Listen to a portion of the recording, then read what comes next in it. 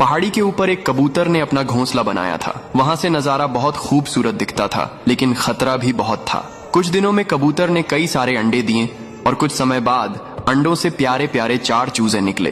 कबूतर अपने बच्चों को बहुत अधिक प्यार करता था।